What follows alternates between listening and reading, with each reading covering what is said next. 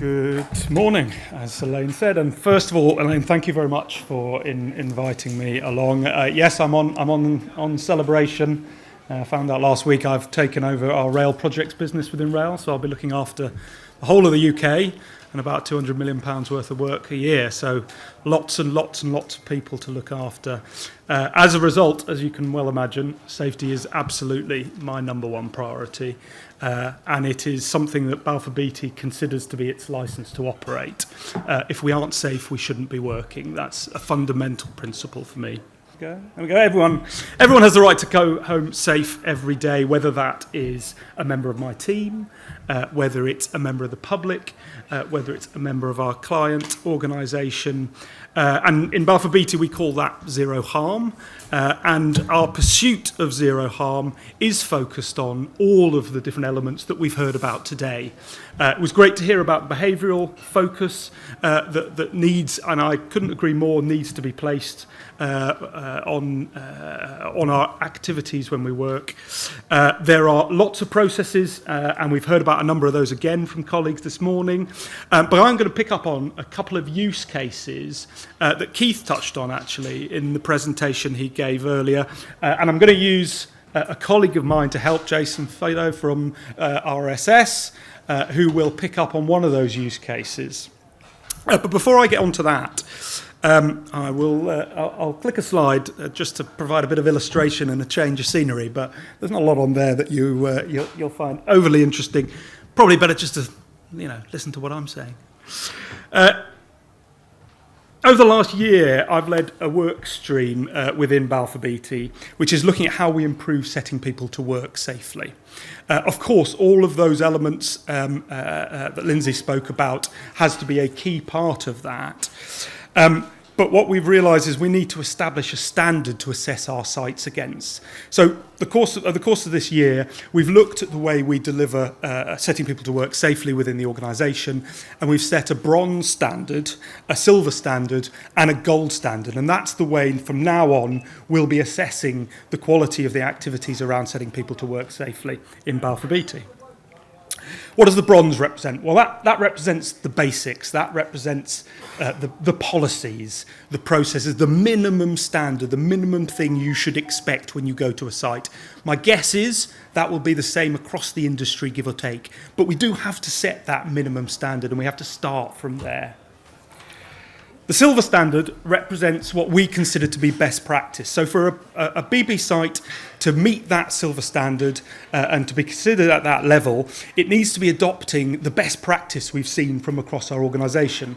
And we've just developed a guidance that we've shared with all our teams and that I'm very happy to share with anyone in this room that's interested, which sets out about 20 examples of what best practice looks like. And that's been drawn from our supply chain, it's been drawn from our client experiences, and it's been drawn from what we've done ourselves. And in fact, we'll talk about a couple of those today.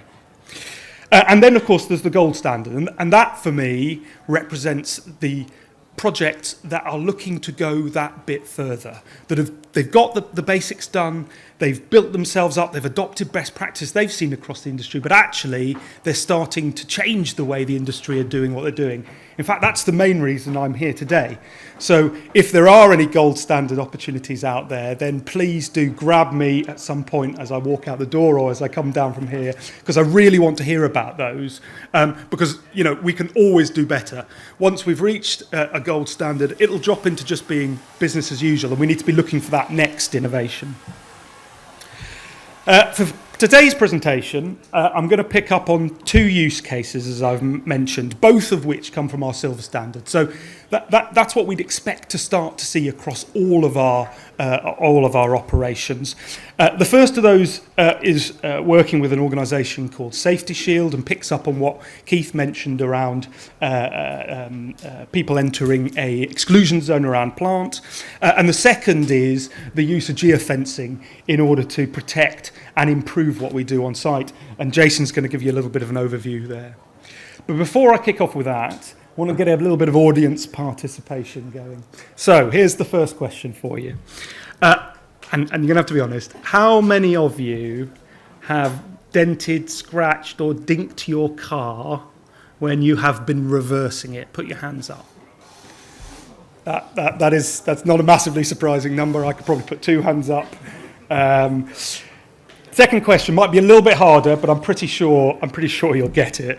What do you think in the last 5 or 6 years has had the biggest impact on you not denting, scratching, or dinking your car? Have a little think about maybe the technology that's been implemented and what impact it's had. Can you think of it? Go on, a couple of examples. Any? Cameras, sensors. Very good. So you wouldn't be surprised to know that the insurance, and we know the fact, it's a fact, because insurance companies only deal in facts because they build their entire business model on it, that 40% reduction in accidents as a result of reversing, as a result of the introduction of technologies like reversing sensors and cameras. In fact, reversing sensors have had the biggest impact, but cameras are helping as well. And if you look at older drivers, that moves up to 80% reduction. So this is a very simple technology change that's having a behavioural impact on the way people are operating. And that's where I feel that what we're doing with Safety Shield, and in fact it's not unique to Safety Shield, but what we've started to see in the industry about 2 years ago, Balfour Beatty mandated the use of human form recognition on our yellow plant. So that's across all of our contracts, all across the country. All of our yellow plant now must have, as standard, human form recognition. And what that means is that the machine knows when someone is entering the exclusion zone, and it informs the person in the cab that that's happening with a visible and an audible warning, but it also warns the person that's stepping into the space. You can actually then link it into stopping the machine. Now, you don't have to do that, and sometimes it's not safe to do that, but you can actually add that technology in. But actually in rail, it's been a harder journey to get it adopted. And only really in the last year or so have we started to see human form recognition starting to appear on our sites. Quite a number of the plant operators that will be here today should be able to tell you about what they're doing in this space. But we've been working with Safety Shield, with our PeoplePlant team, in order to look at how we adopt this universally.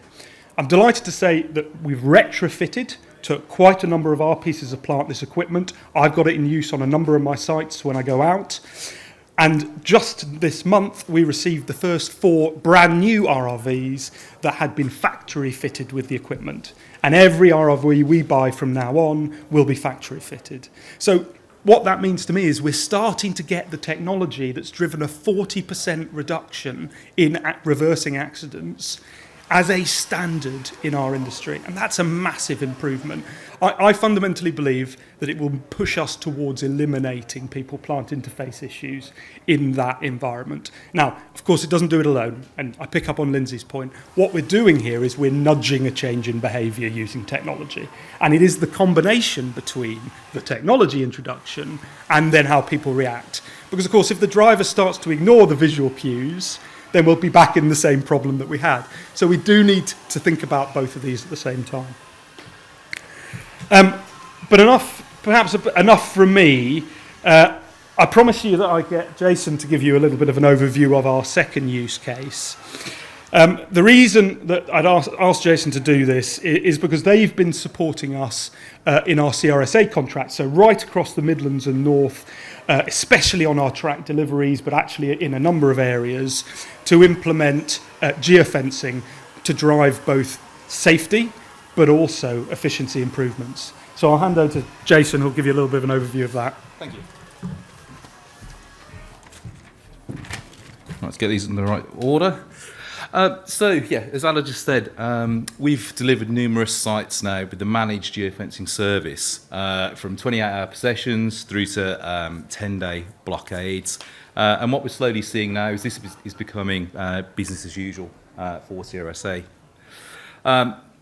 I'll be reading through the bullet points there. So, marker board irregularities. So the geofencing technicians, when they turn up at site, we tag all the marker boards with these devices and switch them on. So what this does, this supports the engineering supervisor and the SA with marker board placement. And there have been occasions where we've intervened in live scenarios to prevent irregularities. And on the sites that this has been deployed, there has been 100% precision for worksite marker board placements. The next one is objects left from the line. How can we do this in industry? We've got processes in place where we sign things on, we sign things off, but we still make mistakes. So what we do, we tag marker boards, RRVs, RRV trailers, trolleys. They're all tagged before they go onto the infrastructure. So then through the tended dashboard live view, it can assist the ES with the LCV process, and it just gives him that layer of surety and safety that everything is off track before handing back. Another really cool thing is that, as I said, these go onto RRVs. So again, via the tended dashboard, there's a RAG view, and on that RAG view we've got telematics, so we can see speeding events as they happen. I was out the weekend, and I won't tell you the speeds that I was observing, but straight away we feed this back, so then we can preempt it, and we can start to model when, what are the problems, what's going on, but also in the event of an incident, you've got the analytics in the background that you can pull. So we can then look, why has this happened, and we can look then to improve safety that way. Another really cool thing is these go on the front and back of the loco. So as the loco arrives in the work site, your ESA, he's fixing one of these devices to the front and to the rear. So this then gives your ES that full real-time vision of the work site. The old way of working was we were having phone calls, we were moving magnets around a board. There's no need to do that anymore. We can actually see where things are. So when your ES is about to make his movements or during movements, you can see where the RRV is, where the train is, just improving safety. Another really cool feature is, we can use this to improve situational awareness.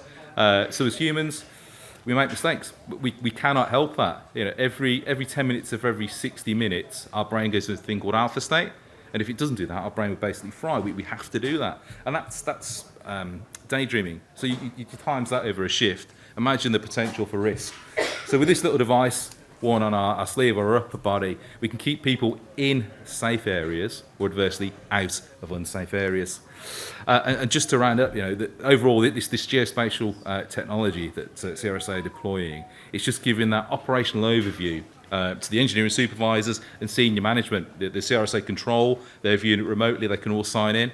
It's great technology, it's a no-brainer. It should be used more, in my opinion. Very good. Thank you, Jason. Thanks, Jason. Definitely much better articulated than I would. I think, in conclusion, what I was really keen to get across today is that we need to have a very clear standard of safety when we are setting people to work. And we need to make use of technologies as they become available universally in order to nudge our teams to act in a more safe way. Not only that, with the increases and improvements in artificial intelligence, we are starting to be able to use this data to make decisions. Yesterday, I filled out my brother-in-law's birthday card with the wittiest poem I'd ever written in my life. And of course, that wasn't because I wrote it. I just put a couple of prompts into AI, and out popped the really witty poem that he received this morning.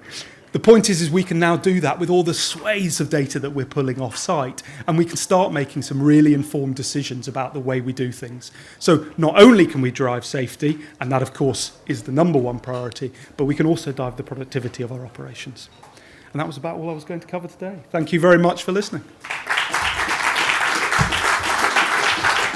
Sit down, please.